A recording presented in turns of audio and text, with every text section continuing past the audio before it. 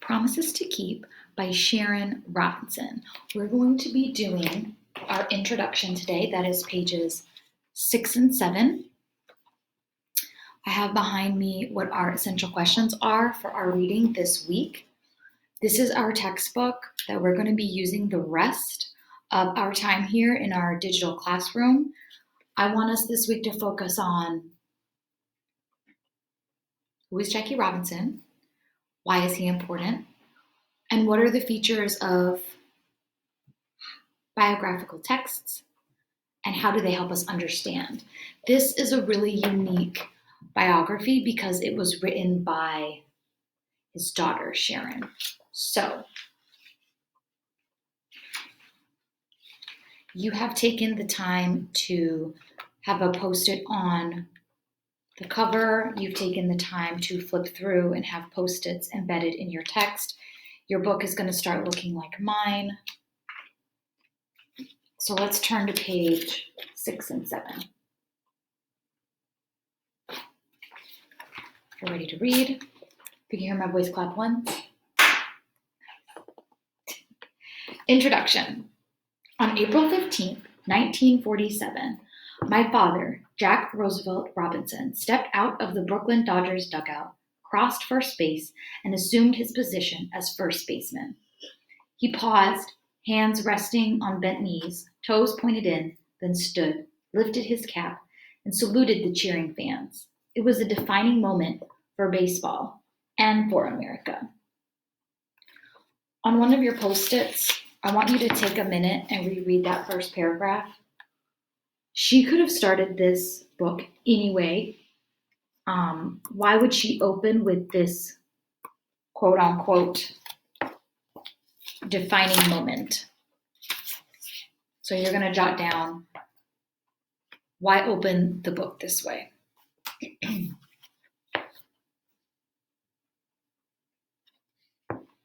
As a result of Dad's accomplishments on and off the field, I inherited a legacy of excellence and service.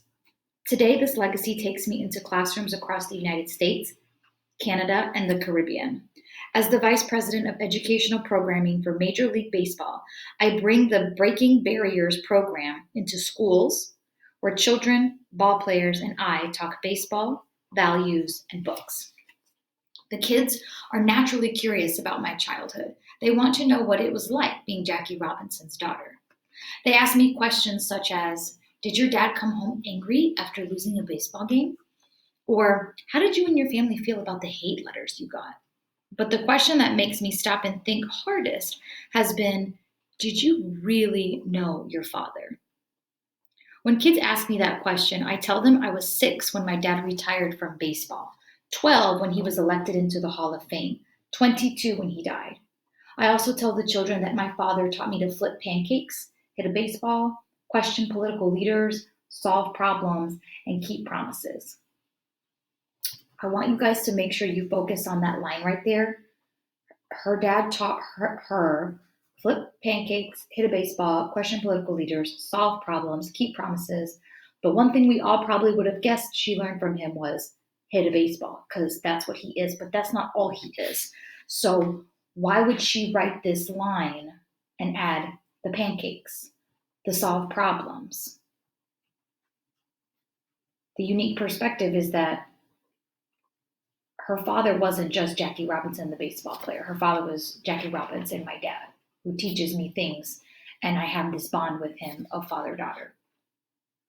Whether I was learning to walk, wildly swinging the bat at a fastball, tackling one of my brothers during a football game, or singing a show tune from West Side Story on the rock ledge of our fireplace, Dad encouraged me with his praise and loving smile. At times, my father made me feel like I was the most important person in his life. He was fond of saying, just put your fingertip in my tea and I won't need any sugar. I'd giggle and believe I actually had the power to sweeten the cup. When I was sad, Dad was there for me. The first time I cried over failed love, he sat on my bed and reminded me that I deserved better. Over the years, I've learned about my father's baseball days from friends, family, and other ball players, and even strangers who are anxious to share cherished Jackie Robinson memories with me. To this day, I'm mesmerized by newsreels of my dad rounding the bases, joyously clapping his hands as he outfoxes another pitcher. I can hear how proud she is of her dad in this paragraph.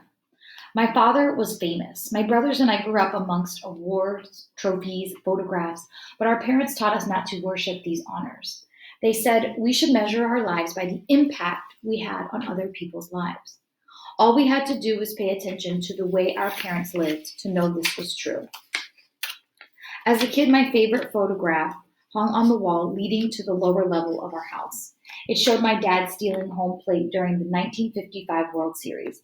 I passed it several times a day and always paused to look at how a cloud of dirt obscured half my dad's body or to study the way his right hand was clenched into a fist. I never failed to notice how my dad's face twisted with fierce determination. Could this be the same man who never raised his voice at home? Looking back, I realized that one of the things I admired most about my father was how he played in the game until the end. He stood firm even when his opinion wasn't popular. Whether questioning an umpire or an American president, Dad used his celebrity to challenge an unjust system and support a movement organized to correct the wrongs. So, yes, I knew my dad well as a father and as a man. This brings me to why I wrote Promises to Keep. Though my father's story has been told many times, I wanted the opportunity to tell it in its fullness. Promises to Keep is more than a photographic biography. It's a story about commitment. I've chronicled my father's life through words and pictures as a lasting memory to a man who was shaped by American history and who had an impact on American history. Two different things. As you read Promises to Keep, you'll see that my father's personal and professional experiences, like baseball itself, reflected the American experience of his time. A lifetime of service was my father's commitment to America and his challenge to you. Whether you commit to study hard, to be a better friend, family member, or neighbor, I hope that through my father's example, you will understand why making a promise and keeping it is so important. In your books, I would like you to take your Post-it. We're going to jot down something we've learned about Jackie Robinson, and we're also going to jot down a response for this image down here.